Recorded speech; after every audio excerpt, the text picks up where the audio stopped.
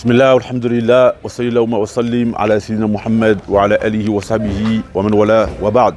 Mes frères et sœurs, petite vidéo aujourd'hui en direct de Libreville.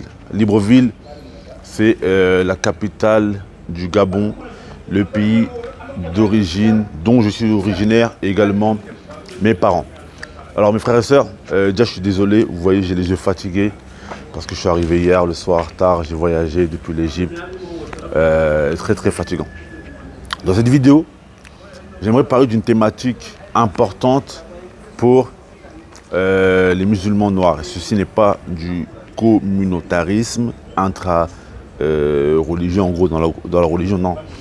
Mais c'est pour essayer, comme à mon habitude, je pense, d'éveiller les consciences sur des sujets qui sont très importants et qui, je pense, peuvent être une grande ouverture pour les musulmans.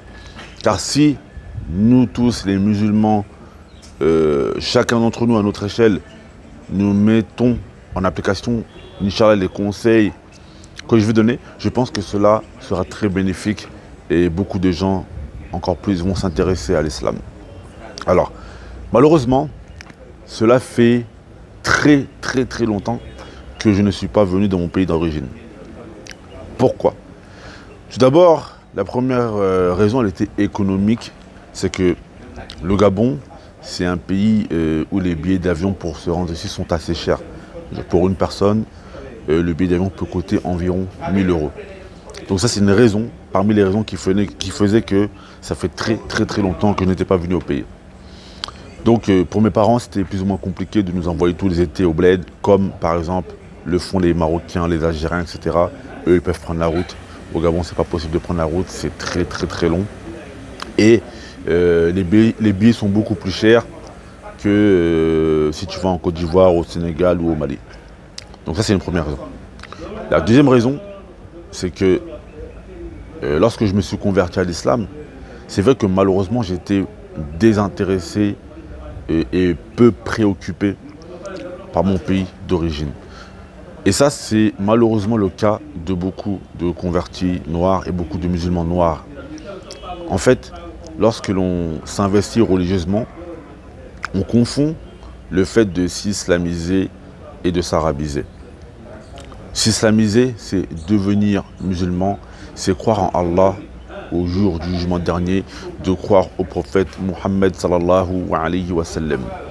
Mais la religion, l'une des richesses justement de cette religion musulmane, c'est justement le fait que Allah Azza wa Jalla, il a fait que l'un des signes de sa grandeur, c'est qu'il nous ait créés, nous les hommes, que l'on soit de couleurs différentes, de langues différentes, et que l'on ait également des cultures différentes.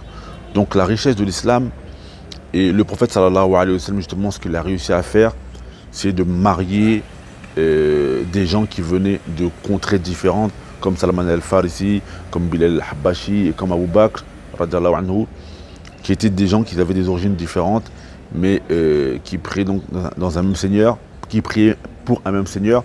Et l'islam ne demande pas aux croyants de délaisser leur culture.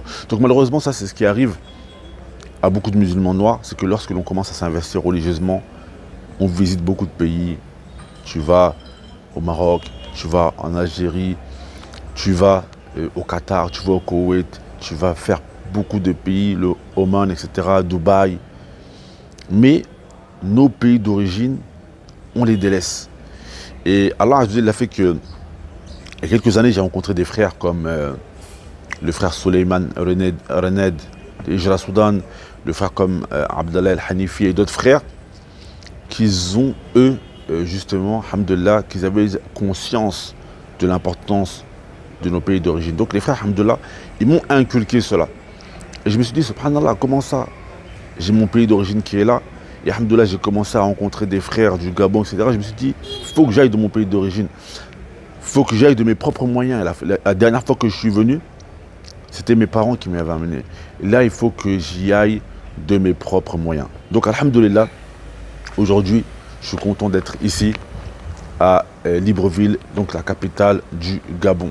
Et donc, le premier message que je voulais donner ici, c'est que nous, les musulmans noirs, il faut que l'on s'intéresse à nos pays. Parce que depuis que je suis arrivé, depuis hier, alhamdoulilah, avec mes cousins, j'ai eu le temps de visiter. Il y a beaucoup de choses à faire.